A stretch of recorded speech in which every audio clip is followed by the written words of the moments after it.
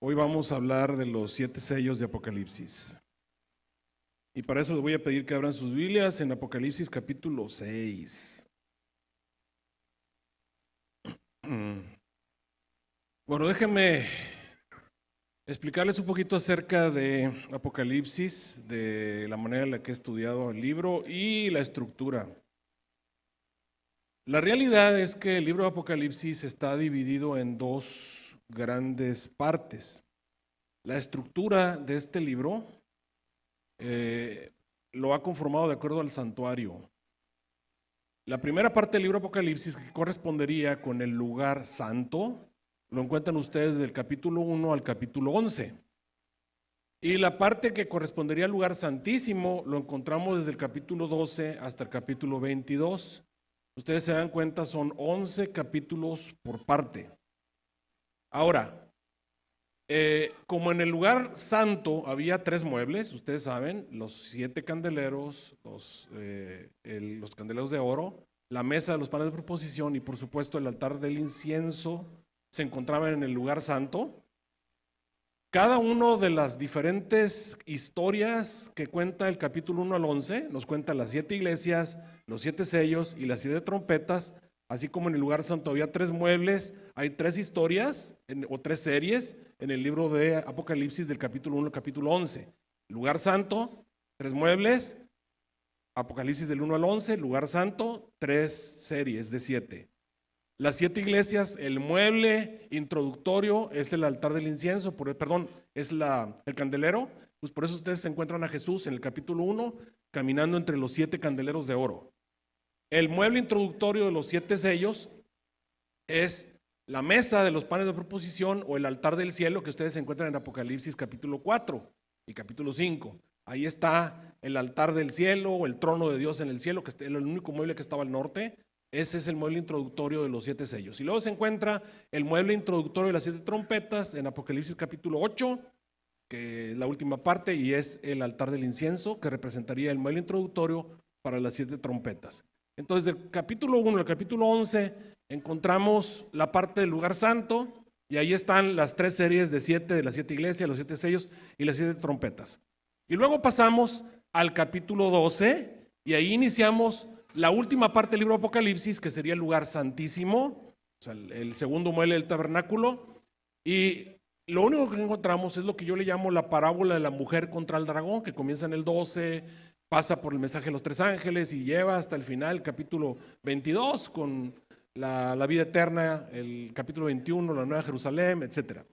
Ok, son 4 veces básicamente la misma historia desde el punto de vista de diferentes muebles del santuario. Y la historia es la historia del cristianismo o la historia de la iglesia, el conflicto entre la iglesia y Satanás, desde que Jesús se fue hasta que el Señor Jesús haga todo nuevo otra vez. Y esta es 4 veces. Y el número 4, hermanos, siempre, siempre, siempre, ¿quieren que les diga otro siempre? Siempre quiere decir totalidad, algo completo. Y es bien importante que ustedes noten eso porque tiene mucho que ver con los sellos. Y desgraciadamente, por alguna razón, los intérpretes adventistas ignoraron el número 4. Y hoy quiero que ustedes sepan acerca de eso. El número 4, tú no lo puedes pasar por alto. Siempre que aparece el número 4, te está diciendo que algo se completó. Entonces es tu deber como intérprete saber qué cosa se completó cuando aparece el número 4. Cuando está diciendo que tienes que predicar a toda nación, tribu, lengua y pueblo, está diciendo que tienes que predicar a ¿quiénes? A todos. El número 4 siempre es totalidad. Y siempre tenemos que identificar esa totalidad para saber de qué está hablando. El número 4 siempre va a ser así. Ahora, cuando aparece el número 3 es un número de énfasis. Cuando Jesús quiso enfatizar que Pedro le amaba, ¿cuántas veces le dijo, Pedro, ¿me amas? ¿Se acuerdan cuántas veces le dijo? 3. El mensaje más importante que tiene que ser dado a toda nación, tribu, lengua y pueblo, ¿cuántos ángeles lo dan? 3. El número 3 siempre es un número de énfasis. Entonces, estos números que aparecen en Apocalipsis, que aparecen en profecía, no pueden ser o no deben ser pasados por alto. Sí pueden, pero no deben ser pasados por alto. Tenemos que encontrar la razón por la cual se encuentran allí. Ahora, Cuando yo comencé a estudiar profecía, cuando me empecé a predicar, la primera vez que empecé a hablar de profecía, yo acababa de salir de teología en la escuela. Recuerdo que en la escuela me dieron ciertas ideas acerca de las trompetas, acerca de Apocalipsis, y muchas de las cosas que yo predico no me las enseñaron en la escuela. Yo salí y recuerdo que tenía muchas dudas, muchas cosas no quedaban, era como un rompecabezas mal armado. Tú veías que una pieza definitivamente nueva ahí, pero como que lo habían puesto a fuerzas, porque recuerden que los que nos heredaron el deseo de interpretar las profecías fueron los mileritas. Y los mileritas tenían el deseo de ver a Jesús, ya, Jesús allí. Entonces, muchas de sus interpretaciones fueron forzadas, tratando de hacer que la Biblia entrara en el periodo de tiempo que ellos querían que Jesús apareciera en las nubes del cielo. Desgraciadamente, no hicimos revisiones. Muchas de esas vinieron posteriormente, pero de una manera muy lenta. Y cuando a nosotros nos daban clases, encontrábamos muchas incoherencias en algunas de las cosas que aprendimos acerca de profecía. No estoy diciendo que estuviese mal, porque no hay ningún error en estudiar la Biblia, pero algunas de esas estaban un poquito forzadas. Así que cuando yo me puse a estudiar, empecé a encontrar cosas nuevas. Yo me basé de Apocalipsis 12 al 22. En otras palabras, yo empecé a estudiar Apocalipsis de la mitad hacia el final, lo que correspondería con el lugar santísimo. Y casi no me metía en la primera parte del libro, o sea, de las 7 iglesias, los 7 sellos y las 7 trompetas, no me interesaban mucho. Hasta que algunas personas, miembros de iglesia, me empezaron a preguntar, especialmente el asunto de las trompetas, que estaba muy enredado, que era mucho problema.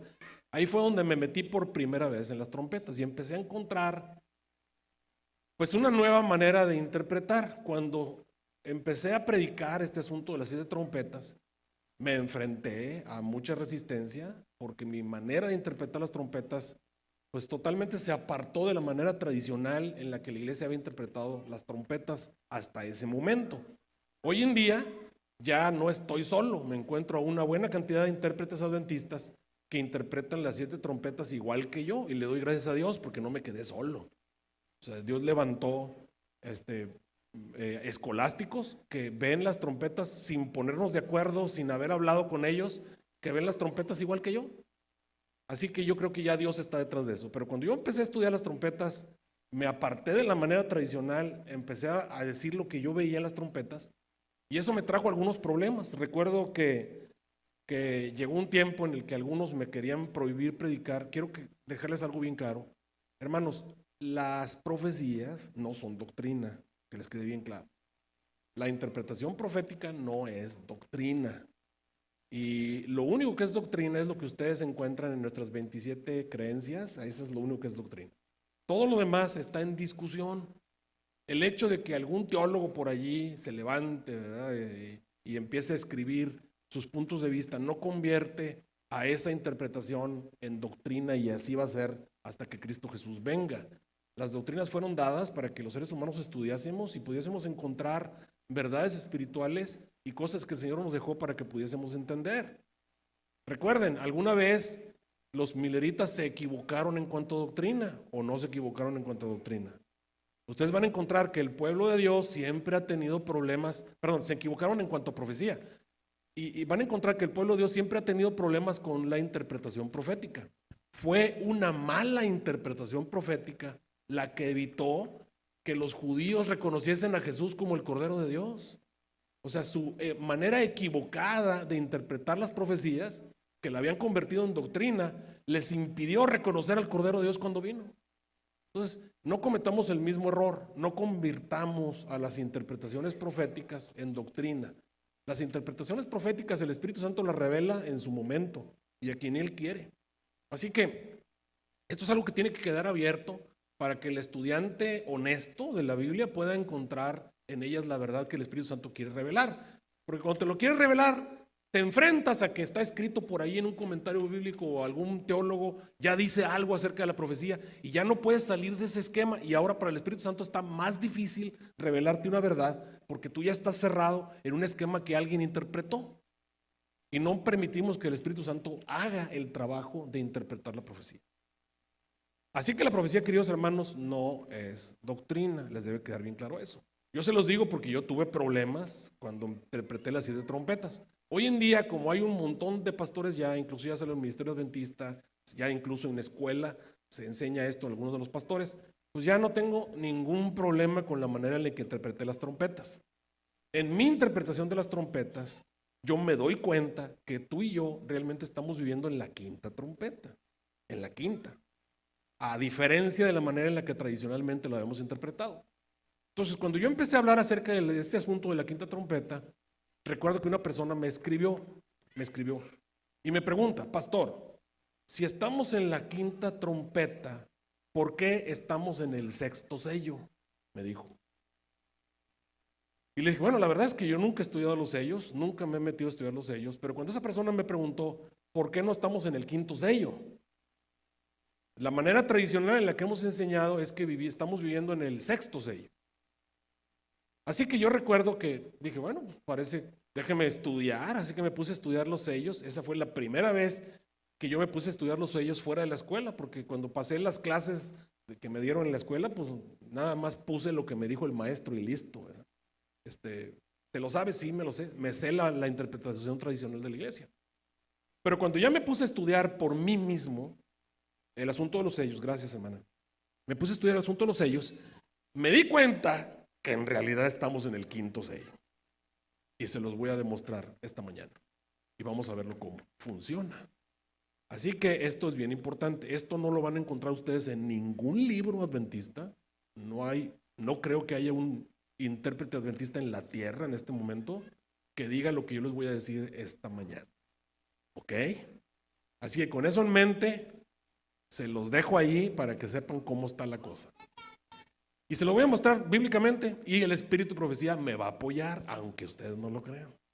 Porque yo cuando estudio la Biblia y estudio el Espíritu de Profecía para ver si está la ley y el testimonio.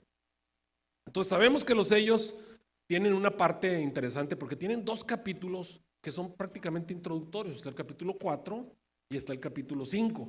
Ahora, el capítulo 4 es una especie de introducción donde te habla del asunto de los sellos, que nadie lo puede abrir, el cordero que está inmolado. Pero el versículo 7 del capítulo 4 te describe a los seres vivientes. Búsquenlo, Apocalipsis 4:7.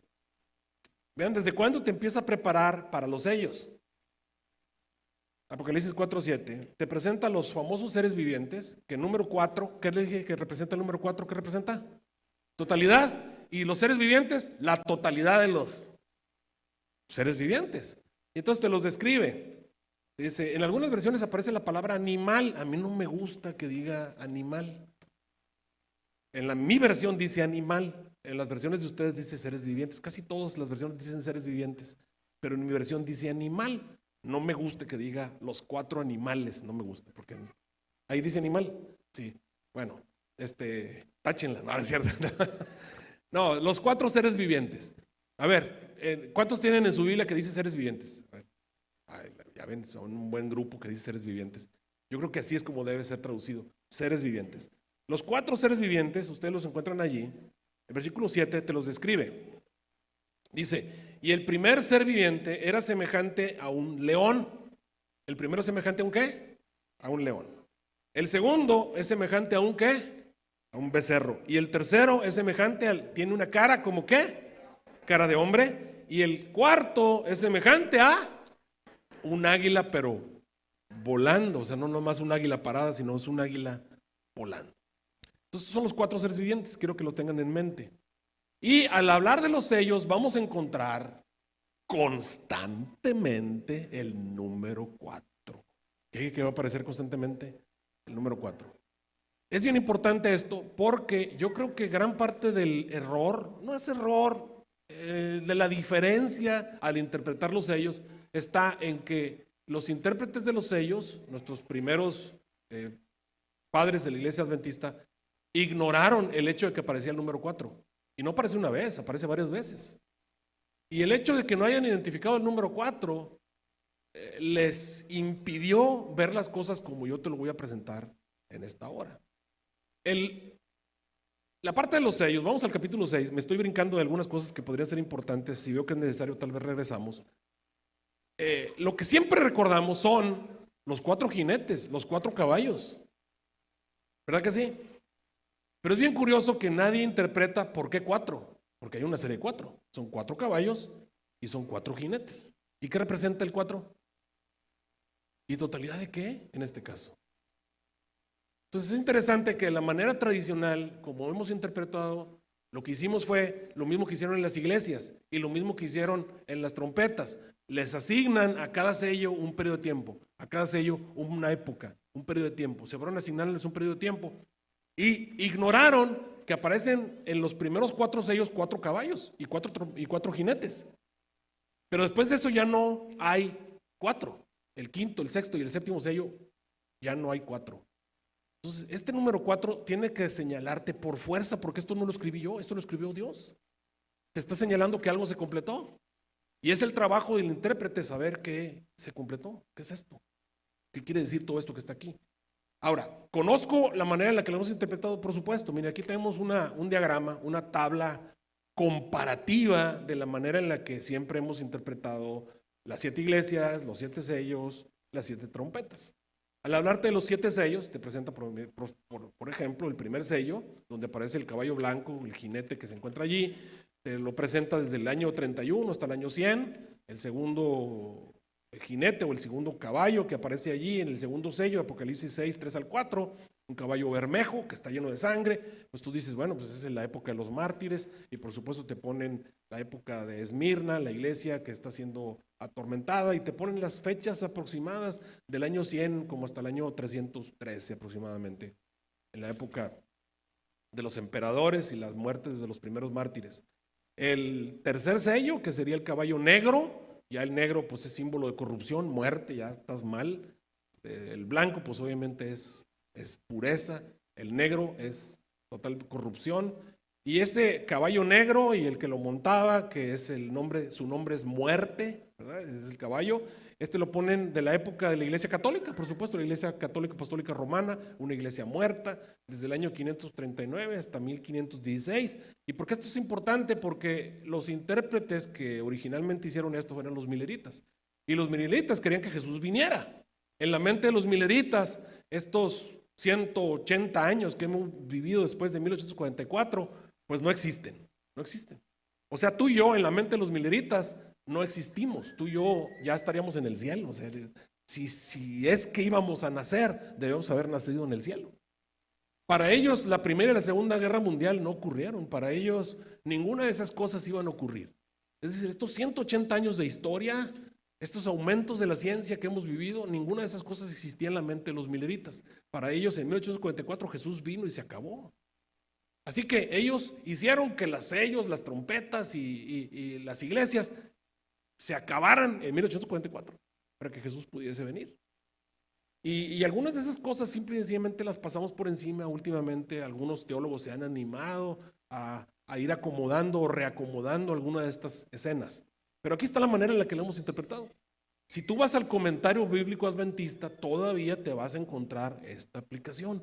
Y de ahí que algunas personas, cuando escuchan la manera en la que yo presento las trompetas y la manera en la que yo presento los sellos, dicen, ¿y de dónde lo sacó el pastor Quintero? Pues lo saqué de la Biblia y del Espíritu de Profecía, pero no lo saqué de ningún libro, esto no me lo enseñó ningún maestro. O sea, no va a haber alguien que te vas a encontrar. Alguna gente dice, no, entonces, ¿cómo? ¿Esto que está raro? Pues estúdialo, velo con la Biblia y corrobóralo con el Espíritu de Profecía y ve si esto es así. Tienen que ser como los bereanos. Alguien tenía que encontrar alguna interpretación. Si no ocurre esto, siempre nos íbamos a quedar con los mileritas. Ese es el punto. Te vas a encontrar que ahí aparece el cuarto sello y después de eso viene el quinto sello y ellos te presentan la reforma en el quinto sello. Y luego viene el sexto sello, de acuerdo a ellos estamos en el sexto sello. De acuerdo a la interpretación tradicional, estamos en el sexto sello. ¿Y de qué habla el sexto sello? Pues del terremoto, de la luna se oscurece, el sol se oscurece, la luna toda roja como sangre, las estrellas del cielo caen del cielo, o sea, un montón de cosas del sexto sello. Y por supuesto, el séptimo sello, pues es la venida de Cristo. Así lo presentan. Esa es la manera en la que tú lo vas a encontrar en el comentario bíblico adventista. ¿Les queda bien claro eso? O sea, la tabla comparativa la puedes ver aquí, el diagrama, aquí está presentado en la en la pantalla. Si no tienes tiempo de tomarle una foto, te vas a tu casa, buscas el sermón que está grabado allí y le pones pausa ahí en YouTube y le tomas una foto al diagrama que aparece ahí. Esa es la manera tradicional. Entonces, número 1, la interpretación profética no es doctrina. Esto que está aquí, tú no lo vas a encontrar en las 27 doctrinas o en las 27 creencias. Eso no está en las 27 creencias. Las 28, pues. No está allí. ¿Les queda bien claro? No está allí. Entonces, lo segundo que tienen que tener en cuenta es que las profecías son condicionales. ¿Qué dije que son qué? Condicional. ¿Qué quiere decir condicional? Quiere decir que la manera en la que la profecía se cumple, porque las profecías siempre se cumplen, ¿estamos de acuerdo? Las profecías de Dios se cumplen, sus promesas y sus amenazas se cumplen, pero están condicionadas al ser humano. O sea, si el ser humano actúa de cierta manera, la profecía se cumple de cierta manera. Si el ser humano actúa de otra manera, la profecía se cumple de otra manera. Y ustedes me pueden decir, pastor, ¿y cómo lo prueba? Bueno, para empezar voy a usar el espíritu de profecía. El espíritu de profecía te dice exactamente lo que yo te estoy diciendo en este momento. Y también lo dice la Biblia, pero vamos a ver cómo lo dice el espíritu de profecía. Dice, los ángeles de Dios en sus mensajes dados a los hombres representan el tiempo como algo muy corto. Así es como siempre me ha sido presentado. Es cierto que el tiempo ha sido más largo de lo que habíamos esperado en los primeros días del mensaje. Nuestro Salvador no apareció tan pronto como esperábamos, pero ¿ha fallado la palabra de Dios? Pregunta. Y la respuesta es, nunca. Debiera recordarse, dice la hermana White ahí en blanco, que las promesas y las amenazas son igualmente, ¿qué cosa? Condicionales. Y luego dice la hermana White, tal vez tengamos que permanecer aquí en este mundo muchos años más debido a la insubordinación. Y yo creo que eso ocurrió tal y como la hermana White se lo temía. Estamos en este momento, en este planeta, por la insubordinación y estamos muchos años esperando la venida de Cristo. Por nuestra insubordinación. ¿Cómo le sucedió a los hijos de Israel? O sea, la promesa era, vas a entrar en Canaán, y no entraron cuando el Señor los llevó. ¿Se acuerdan que mandaron los espías? ¿Iban a entrar o no iban a entrar? La respuesta, sí. ¿Y por qué no entraron? Pues por culpa de ellos, por incrédulos. Entonces nota, el ser humano impidió que se cumpliese la promesa en ese momento. Se cumplió 40 años después, y ni siquiera fue por ellos, es porque ya los de las naciones habían llegado al límite. Entonces nota cómo las profecías, las promesas y las amenazas son condicionales al ser humano. Ejemplo, Jonás, ¿se cumplió o no se cumplió la profecía de destruir Nínive? La respuesta es no se cumplió. Y bueno, ¿y por qué no? Pues porque los de Nínive se arrepintieron, cambiaron las condiciones, cambió la profecía. Miren, la profecía más famosa,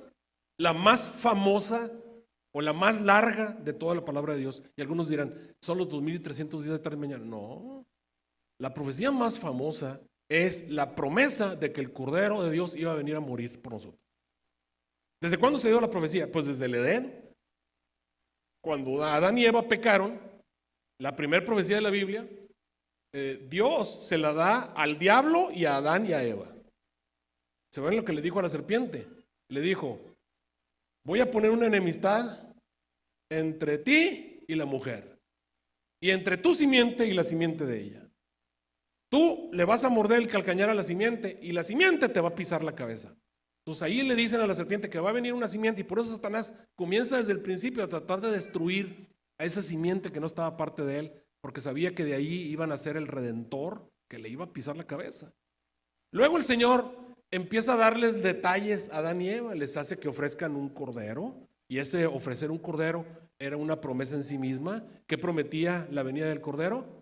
Que alguien iba a venir a morir de manera sustitutoria por ellos, o sea, alguien los iba a sustituir, ellos no tenían que morir, el cordero iba a morir en su favor, iba a derramar su sangre. ¿Se acuerdan lo que dijo Abraham? Dijo, Jehová proveerá, ¿qué cosa?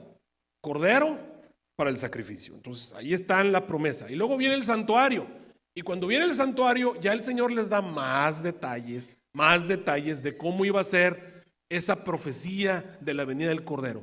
Les habla del día de la expiación. Entonces ya sabíamos que iba a ser el día de la expiación, el día en que tomaban la Pascua. Ese día iba a venir el Cordero, que iba a ser llevado delante del matadero. Isaías agregó algunas cosas a la profecía, que el Cordero de Dios que viniera iba a ser llevado delante del matadero, delante de los trasquiladores, y después ya se identifica el matadero. ¿Dónde estaba el matadero? Pues al lado del altar de bronce, en el santuario, en el atrio. Ahí estaba el altar de bronce. Allí ponían al Cordero, ahí colocaban, el pecador normal ponía sus manos sobre el Cordero para confesar allí degollaban al Cordero. El trasquilador era aquel que le quitaba la lanita, lo trasquilaba para que le pudieran hacer la cortada y degollar al Cordero. Y vas a encontrar que ese era el lugar en el día de la Pascua donde el sacerdote degollaba al Cordero. A ese no se le habían colocado el macho cabrío, el macho por Azazel, o el macho por Dios o por el pueblo. Ahí lo degollaban. Ese era el matadero. Y Isaías había dicho que iba a venir como cordero al matadero, iba a enmudecer delante de sus trasquiladores, iba a ser llevado. Y luego, ¿qué hacían? Tomaban la sangre de ese cordero, hacían el seguimiento del santuario, llevaban la sangre hasta el propiciatorio y rociaban sobre el propiciatorio la sangre del cordero. Esa es la manera en la que Jesús debía morir de acuerdo a la profecía. De acuerdo a la profecía, el Señor Jesús, el día de expiación del año 31, de acuerdo a la profecía de las 70 semanas, el día de expiación del año 31, Jesús debe ser llevado al templo. Deberían haberlo cortado la yugular a Jesús, lo deben haber degollado. El sumo sacerdote en turno debe haber tomado la sangre de Jesús, debe haber entrado al lugar santísimo y debe haber metido la sangre de Jesús y debe haber rociado sobre el propiciatorio. A Jesús lo debía haber presentado un sacerdote arónico y debe haberlo ungido como el cordero prometido por el Señor. Y tengo una pregunta, ¿eso ocurrió así? Y la respuesta es no. A Jesús lo tuvo que ungir un sacerdote arónico, pero lo ungió allá en el Jordán, bautizándolo. ¿Y quién fue ese? Juan Bautista, que lo reconoció como el Cordero de Dios. Este es el Cordero de Dios.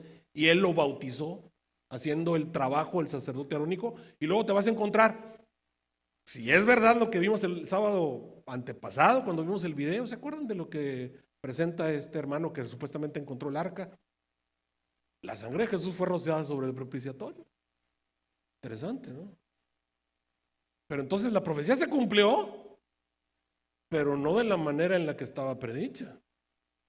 ¿Y por qué ocurrió de esa manera? Porque las profecías están condicionadas a nosotros. A los suyos vino y los suyos no lo recibieron, y entonces el Señor provee para que la profecía se cumpla, tal vez no de la manera en la que fue dicho, pero se cumplió. De la manera en la que Dios obviamente proveyó. Ahora, si tú me preguntas, si la profecía se hubiese cumplido, si Jesús hubiese venido, te lo voy a decir así. Si Jesús hubiese venido tal y como esperábamos, cerca de 1844, cerca de 1888 y cerca de 1901, porque está bien claro, yo tengo un sermón por ahí que se llama 1888, 1844, 1888 y 1901, Jesús pudo haber venido cerca de cualquiera de esas tres fechas. Sí. La profecía se hubiese cumplido y la venida de Cristo hubiese ocurrido en esas épocas, yo estoy seguro que Dios no habría iluminado ni va a iluminar a nadie para cambiar el asunto en el que interpretamos los sellos. Pero yo creo que el Señor está enviando luz porque la profecía ya se modificó. ¿Y sabes por qué se modificó? Porque nosotros somos los que condicionamos la profecía.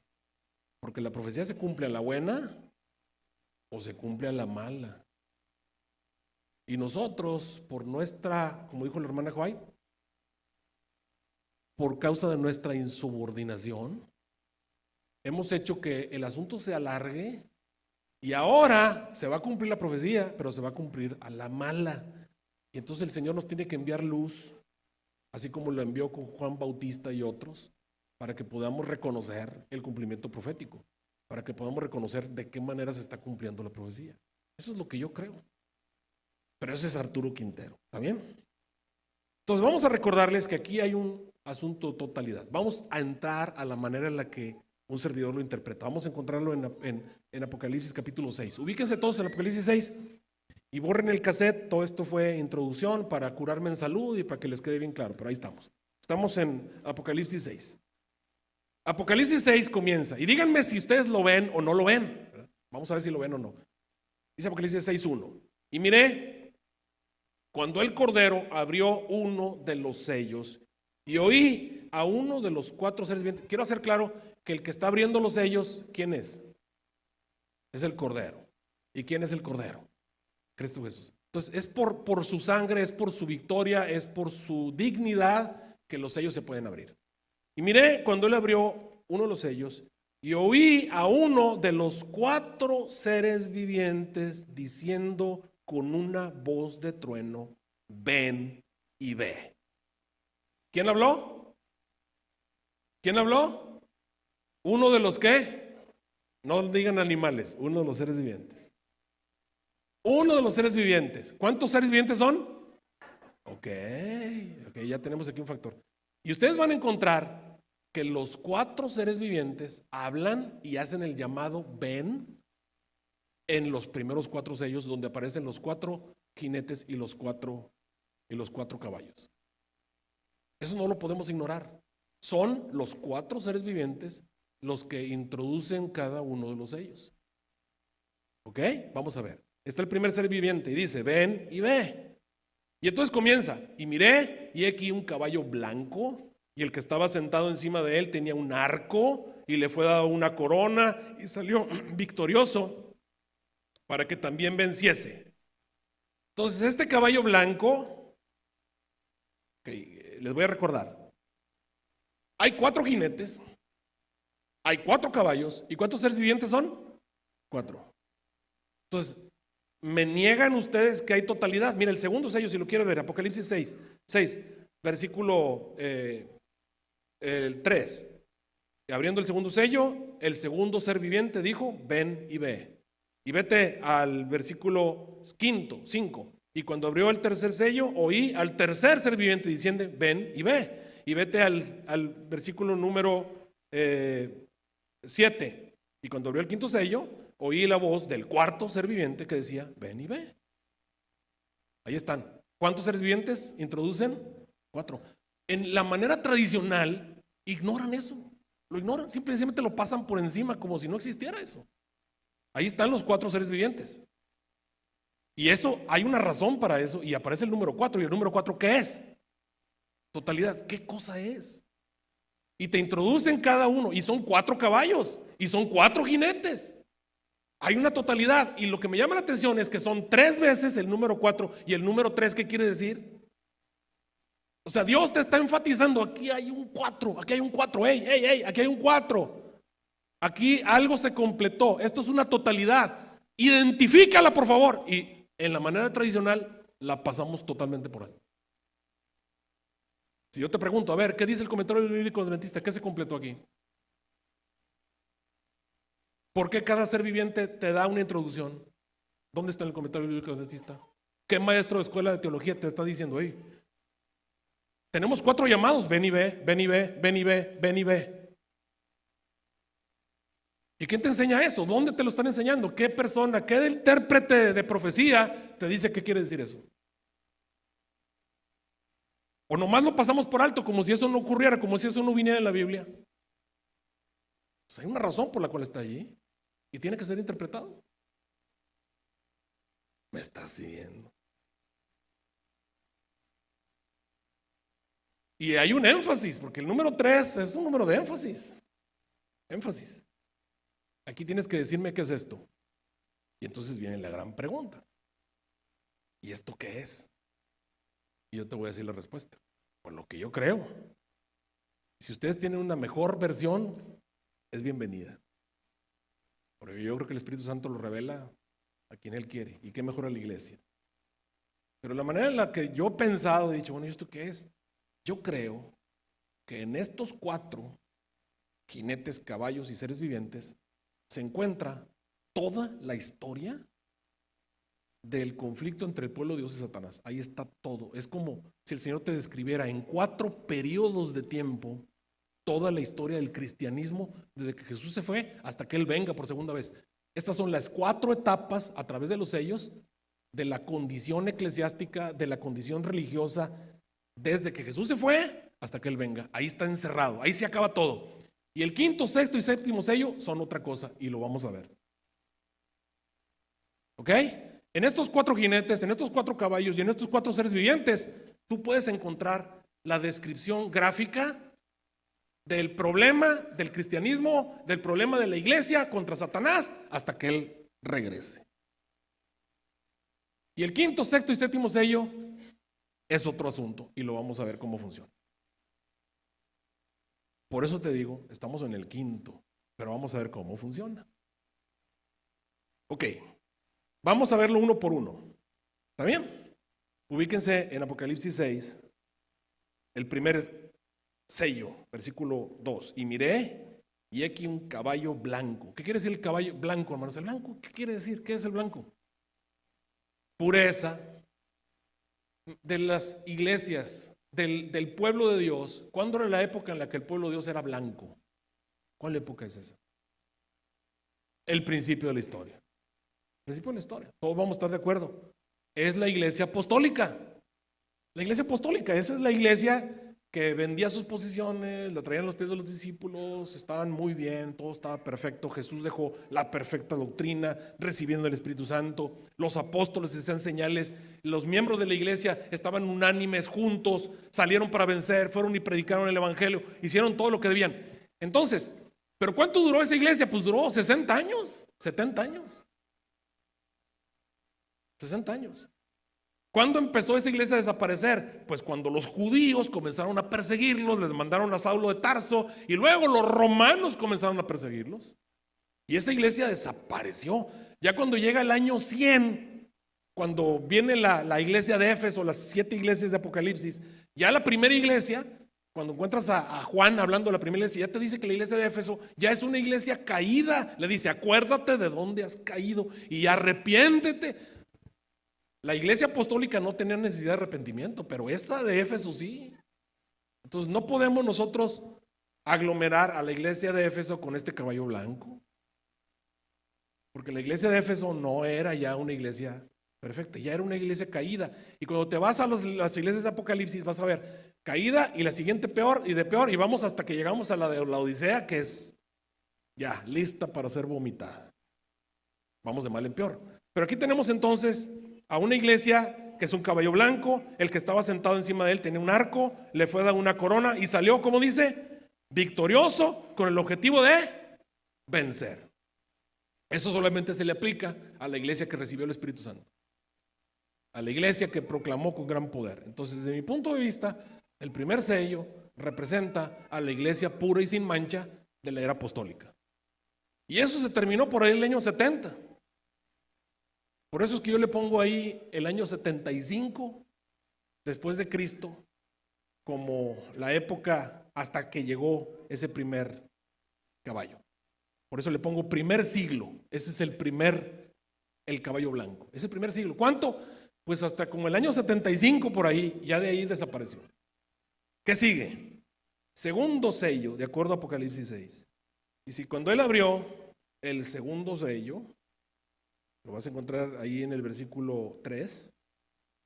Oí al segundo ser viviente. Hermanos, de paso, el primer ser viviente, ¿qué animal es? Es un león. El león de la tribu de Jehová, la tribu de Judá. Es un león. El segundo ser viviente, ¿qué es? Ya lo estudiamos, lo leímos. Fue el primer versículo que leímos de Apocalipsis 4:7. ¿Se acuerdan? ¿Cuál era el segundo ser viviente? ¿Qué es? Es un becerro. ¿Y en qué se usaba el becerro en el lugar santo? ¿Qué se usaba en el santuario? ¿Qué se usaba? En un sacrificio, exactamente.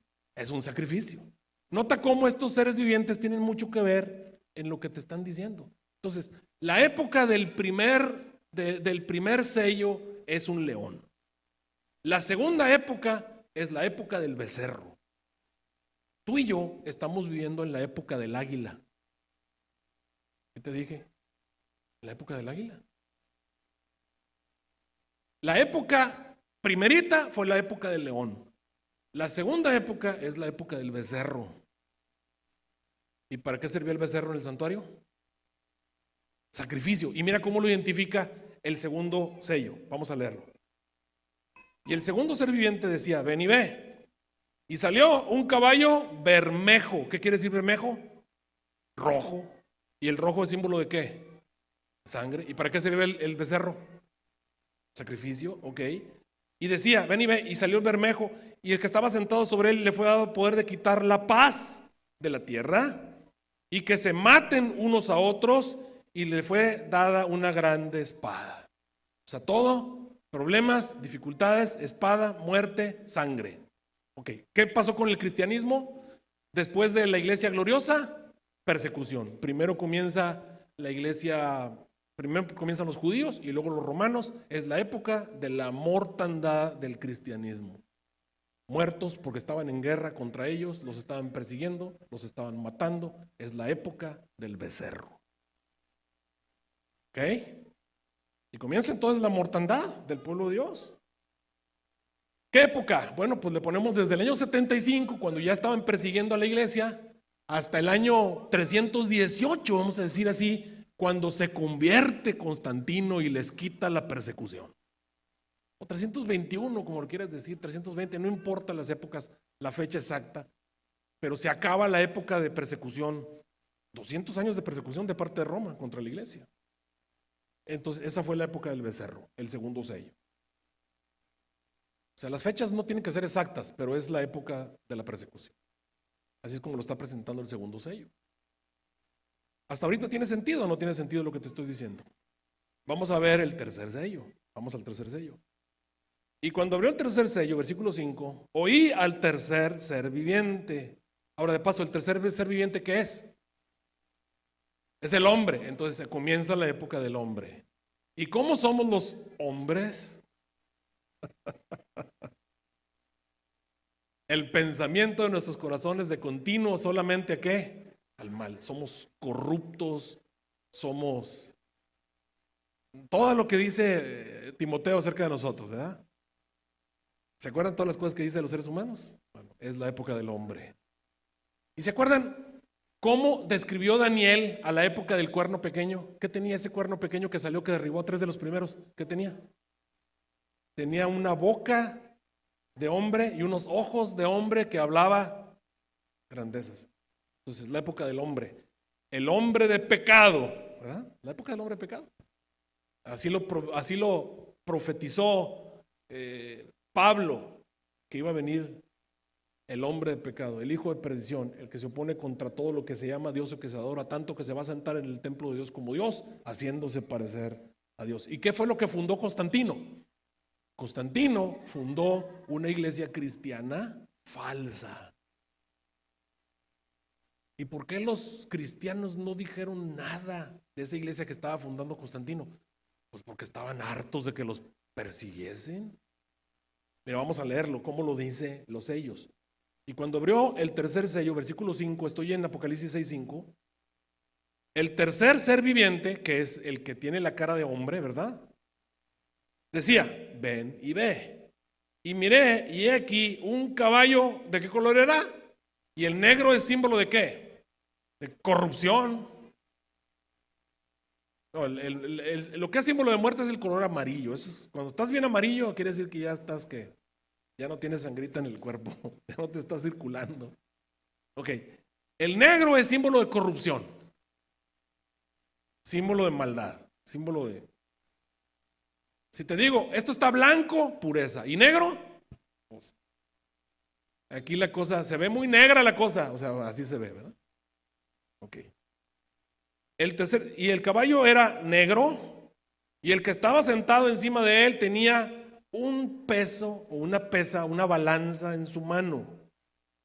¿Para qué sirven las balanzas? Para pesar, sigo leyendo. Y oí una voz en medio de los 4 seres vivientes que decía, 2 libras de trigo por 1 denario. Ah, caray. Haz de cuenta que te digo, te vendo esta galleta por $1,000. ¿Cuántos quieren una galleta por $1,000? A ver. ¿Quién compraría una galleta de $1,000? El otro día estaba viendo un video ahí en TikTok que me da mucha risa, ¿no? Yo también los veo, que no se debe, pero bueno, está el punto. Estaba un muchacho enseñándole a su papá un mango. Y le dice, ¿sabes cuánto me costó este mango? Me costó $100. Y el papá así, ¿cómo que $100? ¿Lo has visto ese luz? $100. Dice, no, es que dicen que sabe riquísimo, vale $100. Dice, pues vamos a comérnoslo. Y se están comiendo ahí el mango de $100. Y le dice, ¿vale los $100? Dice, sí, sí, vale los $100. Bueno, pero imagínate, $1,000 por una galleta, ¿lo comprarías? ¿Quién sabe qué sabrá la galleta para que valga $1,000? Es una galleta con sabor a gloria, ¿verdad? Una cosa que sí. Por eso dice aquí, están diciendo, el versículo 6, ¿verdad? Y una voz en medio de los tronos que decía, 2 libras de trigo por un denario. Ah, caray. Y 6 libras de cebada por otros $1,000. Ándale. 2 galletas y cada galleta vale $1,000. ¿Les parece buen negocio? ¿Ustedes lo harían? ¿Le entrarían a ese negocio? ¿Que te venden galletas a $1,000? Dicen, no, hombre, está bien caro eso. Está bien caro. Pero ¿cuál es el trato? ¿Cuál es oye, pues dime, ¿qué voy a ganar por pagarte una galleta a $1,000? Ah, bueno, entonces ahí viene la trampa. Ok. Pero no le vamos a hacer daño ni al vino ni al aceite. Y ahí viene la razón por la cual vas a comprar una galleta en $1,000. No le voy a hacer daño ni al vino ni al aceite. ¿De dónde viene el vino? De la uva. ¿Y de dónde sacan la uva? De la vid. Es un árbol. Un árbol muy famoso y muy apreciado en la época bíblica. ¿Y el aceite de dónde lo sacaban? De las aceitunas. ¿Y de dónde sacaban las aceitunas? Del árbol de olivo. Otro árbol muy apreciado en la época bíblica. Entonces no le vamos a hacer daño ni a los olivos ni a las vides. ¿Y a quién representan los árboles en la Biblia? ¿A quién representa? Será como árbol plantado junto a arroyos de aguas, que da fruto a su tiempo y su hoja no. Representan a los hijos de Dios que tienen vida espiritual. Jesús dijo, si esto hacen en el árbol verde, que en el seco. Entonces el árbol, ¿a quién representa? A los hijos de Dios, representa a los hijos de Dios. Entonces, ok, te hemos estado persiguiendo, te hemos estado matando, te voy a vender esta galleta en $1,000, con la condición, si la compras, no le vamos a hacer daño ni a las vides, ni a los olivos. ¿La compras? ¿Y qué hicieron los cristianos de esa época? Te la compro a $1,000, no le hace, lo único que quiero es que ya no me estés matando. ¿Por qué los cristianos aceptaron que existiese la iglesia que el emperador fundó? ¿Cómo era una iglesia? Una iglesia cristiana falsa, una iglesia cristiana que hasta el día de hoy está llevando frutos terribles en la tierra. ¿Por qué los cristianos aceptaron eso? Para que no los persiguieran. ¿Estamos de acuerdo?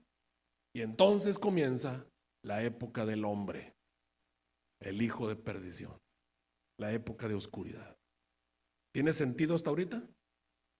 Ok, sigamos viendo.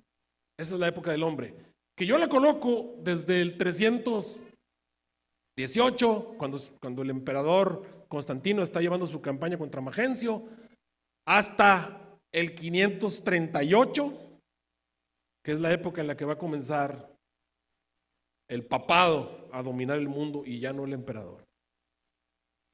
Ok, pero el que fundó la iglesia fue Constantino.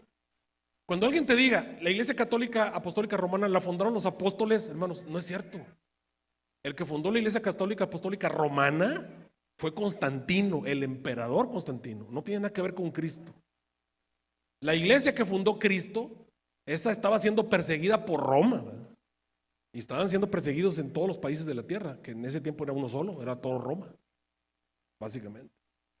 Ok, y luego viene el cuarto sello. Vamos a ver el cuarto sello.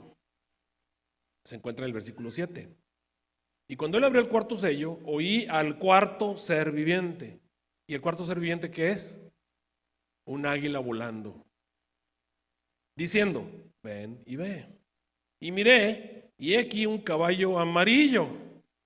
Y cuando te pones amarillo, ¿qué te dicen los doctores? ¿Eh? Ok. Y el que estaba sentado sobre él tenía por nombre, ¿qué cosa? Muerte. ¿Y qué seguía? El sepulcro le seguía. Y le fue dada potestad. O sea, este es un cristianismo, esta es una iglesia, esta es una época del pueblo de Dios en el que estamos en estertores de la muerte, a punto de morir. ¿Ok? Es un cristianismo que está cerquita del sepulcro, a punto de morirse, dando patadas de ahogado ya, estirando la pata. Y el sepulcro le seguía y le fue dado poder sobre la cuarta parte de la tierra para matar con espada, con hambre, con mortandad y con bestias de la tierra. Pues es la época del papado, el cristianismo que dejó el papado, el cristianismo que fundó el papado, un cristianismo falso que mata al que no está de acuerdo con él. Y las hijas del papado, que son las iglesias que siguen guardando el domingo, que tienen una religión totalmente basada en lo que era el papado. Eso es. Y en esa época estamos viviendo tú y yo. Y es más, se va a poner peor, pero cuando tú ves las iglesias, la iglesia de la Odisea está mejor que las demás o está peor. Y tú vas a ver el continuo de las iglesias va de mal en peor, de mal en peor, de mal en peor. Y la última es la peor. Entonces aquí no va a mejorar. En estos 4 etapas, en estos 4 jinetes, en estos 4 seres vivientes, se te describe todo el cristianismo en sus 4 épocas. Todo, hasta el final. Y ya nada más te queda el quinto sello, el sexto y el séptimo, pero esos sirven para otra cosa. Es lo que vamos a ver para qué sirve. ¿Ok? Por eso dice allí, te describe la condición del cristianismo. Por eso te lo pongo, desde el 538, ¿hasta cuándo? Pues hasta que Jesús aparezca. Te puse el 2000, quién sabe qué. Hasta que Cristo venga. O sea, la cuarta condición del cristianismo va desde que se funda el cristianismo, el cristianismo toma el control del planeta, hasta que lo deje cuando Jesús aparezca en las nubes del cielo. ¿Ok? Por eso sigue entonces el quinto sello. Versículo 9. Ubíquense todos en Apocalipsis 6, 9. Y cuando abrió el quinto sello, entonces aparece algo muy interesante.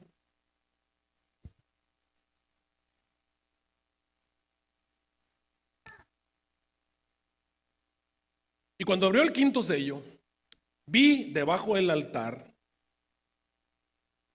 las almas de los que habían sido muertos por la palabra de Dios y por el testimonio que ellos tenían. Ok.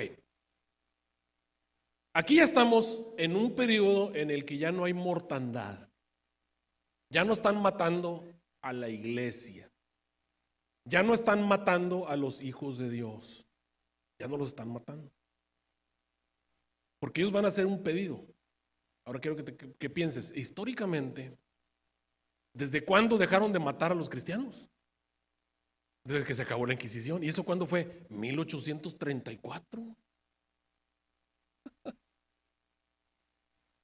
El año en el que se abolió, es más, el último país en abolir la Inquisición fue México. El último muerto de la Inquisición murió en Guanajuato. Hermano Díaz. Le digo porque él es de Guanajuato. Ahí murió, el último muerto de la Inquisición murió en 1834 en Guanajuato, México. No nos sentimos orgullosos de eso, pero así es. En México estuvo Torquemada, que es el peor de los inquisidores. Que ustedes tengan una idea. Entonces, ok. Después de eso ya podemos decir, sí hubo muertos, pero que los estuviesen matando de manera sistemática, eso ya no. Entonces aquí tenemos un espacio en el que ya no hay mártires, pero te deja ver que todavía va a haber más mártires. Sigamos leyendo lo que dice ahí. Vi las almas de los que habían sido muertos por la palabra de Dios y por el testimonio que ellos tenían. O sea, es una lista de los mártires. Y clamaban en alta voz diciendo, Señor, ¿hasta cuándo, Señor santo y verdadero, ¿no juzgas y vengas nuestra sangre de los que moran en la tierra? Pregunta. Es como si ya llegó el momento de vengar. O sea, ya, si están pidiendo venganza, es porque ya se puede dar venganza. Ya se puede. Ya Dios puede venir y pagar.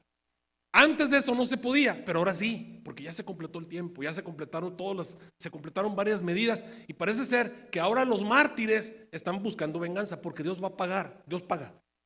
Dios va a dar la venganza, Él da el pago. Y ahora ya le están pidiendo, Señor, paga las injusticias, las muertes, los mártires, las cosas horribles que nos hicieron, las vas a pagar. ¿Hasta cuándo, Señor? Y entonces el Señor les dice algo, vean lo que les dice. Les fueron dadas sendas ropas blancas. Eso quiere decir que están salvos, ¿verdad? Y les fue dicho que reposaran todavía un poco de tiempo hasta que se complete el número de sus consiervos y sus hermanos que también tienen que ser muertos como ellos. Entonces les dice, mira, ¿están salvos? Tranquilos. Espérense a que se complete el número de mártires. Cuando se complete el número de mártires, entonces ahora sí ya damos la venganza. ¿Y cuándo se va a completar el número de mártires? Y la respuesta es cuando comience la crisis final. Si ustedes se van a Mateo 24, el cronómetro que Jesús nos dejó, van a Mateo 24.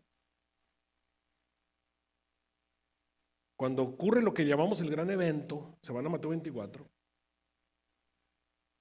Tú y yo estamos en el versículo 8, cuando principia el dolor, todavía no empieza, pero hay un periodo de dolor que le llamamos el periodo de angustia previo y el periodo de angustia posterior a que se acabe la gracia. En el periodo de angustia previo, mira lo que Jesús dijo que va a ocurrir, versículo 8, Mateo 24, 8. Todas estas cosas te dicen que va a comenzar el dolor. ¿Con qué comienza el dolor? Versículo 9. Entonces los van a entregar para hacer ¿qué cosa? Afligidos. ¿Y para qué? Y para matarlos. Ahí están tus mártires. Y seréis aborrecidos por Estados Unidos, por México, por Perú, por Honduras, por El Salvador, por Cuba, por Nicaragua, estoy buscando aquí las nacionalidades, Guatemala. Eso es lo único que dice. No, seréis aborrecidos por todas las naciones de la tierra por causa de mi nombre. Y muchos serán escandalizados, se entregarán unos otros aborrecerán, muchos falsos profetas se han levantado, bautistas, metodistas, anglicanos, presbiterianos, testigos de Jehová, mormones, asambleas de Dios, pentecostales, episcopales, anglicanos. Y por haberse multiplicado la maldad, el amor de la gente, porque tenemos mucho internet y TikTok y TikTok y YouTube y todo lo demás, el amor va a estar bien frío. Pero el que persevere por esta crisis, ese se va a salvar. Y va a ser predicado el evangelio del reino por martirio. Ah, caray, dice martirio, dice testimonio, pero ¿sabes cuál es la palabra original griega? Es martirio. Se predicará el evangelio por martirio en todas las naciones y entonces vendrá el fin. Ahí están tus mártires. ¿Y qué dice la hermana White? Primeros Escritos, página 33. Cuando comienza la angustia, cuando sacan el cinto, cuando nos ponen delante de las naciones, nos empiezan a perseguir, nos empiezan a matar, entonces somos llenos del Espíritu Santo. Y es cuando salimos a proclamar más plenamente el sábado. Y hermanos, el sábado, ¿qué es? En profecía, ¿qué es? Es el sello, es la señal, ¿verdad? Es cuando salimos a proclamar más plenamente el sello de Dios. Esto enfurece a las otras iglesias. Y entonces los escogidos de Dios de esas iglesias, comprendiendo claramente que poseemos la verdad, salen y sufren la persecución con nosotros. ¿Ok? Y es ahí donde entra el capítulo 7 de Apocalipsis. El capítulo 7 de Apocalipsis es como un paréntesis que te explica el paréntesis del sellamiento. Te dice que ya se cumplió el tiempo, que ya los ángeles están a punto de tener los vientos, soltarlos, ya los quieren soltar. Y de pronto, cuando están a punto de soltarlos, viene un ángel del nacimiento del sol que tiene el sello del Dios vivo. El último clamor que tiene que ser dado, y les dice, espérense, detengan, hasta que señalemos a los siervos de Dios en su frente. Y el número de los señalados son los 144. Es Apocalipsis 7. ¿Ok? Y entonces, ¿qué pasa con el sexto sello? ¿Qué es el sexto sello? Vamos a Apocalipsis, regresemos a Apocalipsis. Y como el sexto sello no ha empezado, pues tú y yo estamos en el quinto. Estamos esperando que venga el momento en el que se completen los mártires. Estamos esperando que se acabe el sellamiento. ¿O no estamos haciendo eso? Estamos en el quinto sello. Ya la iglesia está muerta. El cristianismo ya está muerto desde hace rato. Estamos a punto de ir a la tumba y ahí estamos dando estertores de la muerte. Eso ya estamos así, desde hace rato. ¿Qué estamos esperando? Pues que nomás que se complete el número de mártires, que se acabe el sellamiento. Eso es lo que estamos esperando. ¿Y qué es el sexto sello? Vamos a verlo. Vamos a Apocalipsis. Apocalipsis capítulo 6, el versículo 12. Dice, y miré, cuando él abrió el sexto sello, y aquí fue hecho un gran terremoto. ¿Qué cosa? Un gran terremoto. No solamente un gran terremoto. El sol se puso negro como un saco de silicio. La luna se puso toda como sangre. Las estrellas del cielo cayeron sobre la tierra como la higuera que echa a sus hijos cuando es movida de un gran viento. Y el cielo se apartó como un libro que es envuelto. Y todo monte y las islas fueron movidas de sus lugares. Y los reyes de la tierra, y los príncipes, y los ricos, y los capitanes, y los fuertes, y todo siervo, y todo libre, se escondieron en las cuevas, entre las peñas y los montes, y decían a los montes, caigan sobre nosotros. Y escóndanos de la cara de aquel que está sentado sobre el trono y la ira del Cordero, porque ha llegado el gran día de su ira, y ¿quién podrá estar en pie? ¿Qué es eso? ¿La segunda venida de Cristo? ¡Claro! La segunda venida de Cristo. ¿Y ya vino Jesús? Entonces, ¿por qué estamos en el sexto sello en el comentario adventista?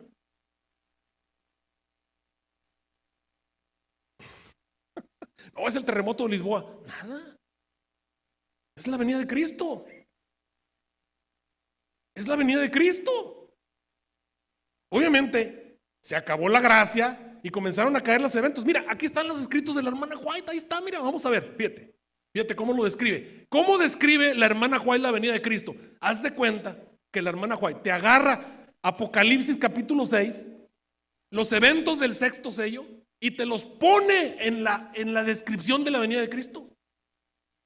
¿Qué te dije que hace la hermana White? Agarra las palabras del sexto sello y te las pone en la descripción de la venida de Cristo. ¿Era inspirada la hermana White? ¿Sí? ¿Y qué hace la hermana White? Haz de cuenta que agarra todo el sexto sello y te lo pone en la venida de Cristo. Vamos a verlo. Ante su presencia se han tornado pálidos todos los rostros. El terror de la desesperación eterna se apodera de los que han rechazado la misericordia de Dios. Se deslía el corazón y se baten las rodillas. Palidece el rostro de todos. Los justos gritan, ¿quién podrá estar temblando? ¿Quién podrá estar firme? ¿Dónde lo dijeron? ¿Quién podrá estar firme? ¿Dónde lo dijeron? En el versículo 17. Apocalipsis 17, míralo, ahí está. Sexto sello. ¿Quién podrá estar firme? ¿Lo dice o no? Termina el canto de los ángeles y sigue un momento de silencio aterrador. Entonces se oye la voz de Jesús que dice, bastaos mi gracia. Los rostros de los justos se iluminan, el corazón de todos se llena de gozo. Los ángeles entonan una melodía más elevada y vuelven a cantar al acercarse aún más a la tierra. El Rey de Reyes desciende en la nube, envuelto en llamas de fuego. El cielo se recoge como un libro que se enrolla. ¿En dónde está eso? ¿En dónde está? ¿En el versículo qué? ¿16? ¿Está? Dice, la tierra tiembla ante su presencia. ¿En dónde empezó? Pues en donde empezó el sexto sello. Versículo 12, fue hecho un gran temblor de tierra, ¿no? Sigo leyendo. La tierra tiembla ante su presencia. Todo monte y toda isla desaparecen de sus lugares. Eso también venía, ¿verdad? En el sexto sello. También estaba en el sexto sello. Y luego diciendo ahí, vendrá nuestro Dios y no callará, fuego consumirá delante de él y en derredor suyo habrá tempestad grande, convocará a los cielos de arriba y la tierra para juzgar a su pueblo. Los reyes de la tierra y los príncipes y los ricos y los capitanes y los fuertes y todo libre y todo siervo se esconden en las cuevas, entre las peñas de los montes, y decían a los montes y las peñas, caed sobre nosotros, escondednos de la cara de aquel que está sentado sobre el trono y de la ira del Cordero, porque el gran día de su ira ha venido. ¿Y quién podrá estar firme? ¿Qué está haciendo la hermana White? Recitándote letra por letra, palabra por palabra, Apocalipsis 16, 15 al 17. ¿Qué es eso? Sexto sello. Sexto sello. Sigo leyendo. Cesaron las burlas, callan los labios mentirosos, el choque de las armas y el túmulo de la batalla, con revolcamiento de vestiduras en sangre, han concluido. Solo se oyen ahora las voces de oración, llanto y lamentación. De la boca se mofaban poco antes. Estalla en grito: el gran día de su ira ha venido. ¿Y quién podrá estar en pie? Versículo 17. Los impíos piden ser sepultados bajo las rocas de las montañas. Caiga sobre nosotros, ¿no? Y escóndanos de aquel. Antes que ver la cara de aquel que ha descendido, a quien han despreciado y rechazado. Es medianoche cuando Dios manifiesta su poder para liberar a su pueblo. Sale el sol en todo su esplendor. Suceden señales y prodigios con rapidez. Los malos miran con escenas de terror y asombro, mientras los justos contemplan con gozo las señales de su liberación. La naturaleza entera parece trastornada. En amarillo, sacude los cielos y la tierra, se sigue un gran terremoto, el firmamento parece abrirse, los montes son movidos con una caña, el soplo del viento, las rocas quebrantadas aparecen por todos lados, se oye un estruendo con una voz de cercana tempestad, el mar está azotado con furor, se oye el silbido del huracán. Y en amarillo, se hunden las cordilleras, desaparecen las islas habitadas. En amarillo, pedriscos grandes, cada piedra como peso de un talento hace su obra de destrucción. Las más soberbias ciudades de la tierra son las arrasadas, etcétera, etcétera. ¿Qué es el sexto sello? Pues la venida de Cristo. La venida de Cristo. O sea, tú y yo no estamos en el sexto sello, estamos en el quinto, antes de que aparezca la venida de Cristo, antes de que se acabe el número de los que van a ser sellados y el número de los que van a ser martirizados. ¿Estamos?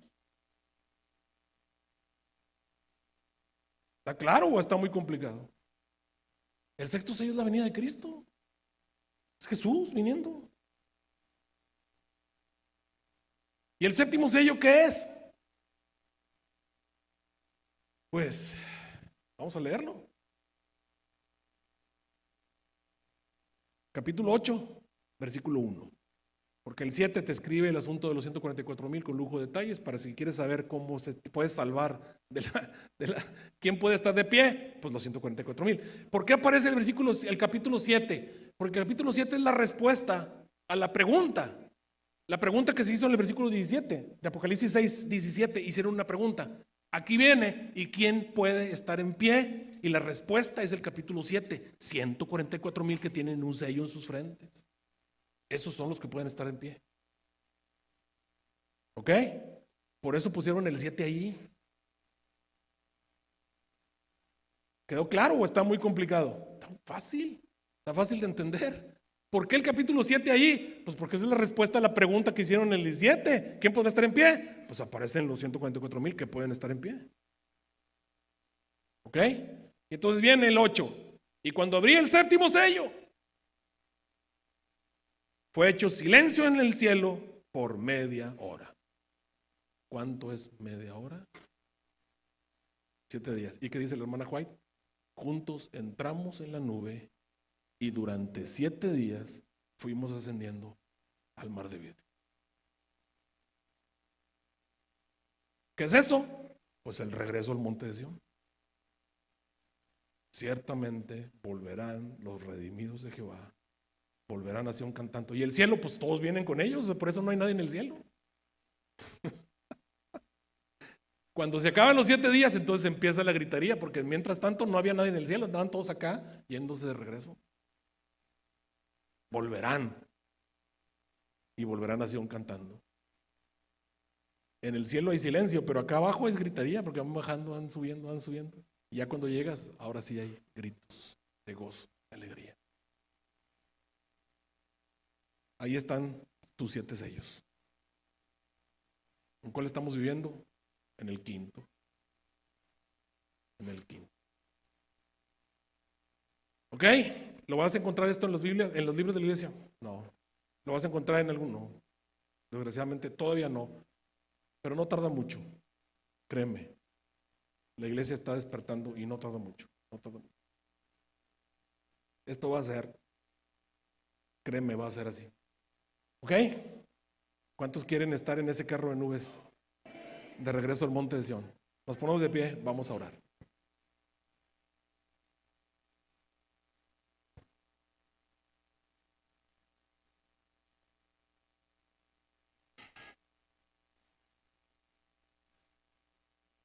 Nuestro Dios y nuestro Padre Celestial, te agradecemos porque tu santa palabra Hay suficiente información para poder identificar quiénes somos, qué estamos haciendo aquí, qué está pasando. Podemos entender que hay un calendario bien establecido acerca de lo que ha estado pasando en el pasado para nosotros y lo que está establecido para el futuro. Señor, perdónanos que tal vez por nuestra indolencia, por nuestra manera de ser, hemos retrasado tu venida. Pero ahora queremos pedirte que obres un milagro en nosotros. Cámbianos, haznos semejantes a ti, úsanos. De tal manera que puedan prepararse muchos para los eventos que están delante de nosotros. Queremos vivir contigo para siempre. Tómanos en el hueco de tu mano. Sánanos, Señor, cámbianos. Pongo en tus manos a los que están aquí presentes y a aquellos que nos van a seguir también a través de los medios sociales. Lo pedimos en el nombre de Cristo Jesús, a quien vamos a ver muy pronto. Amén.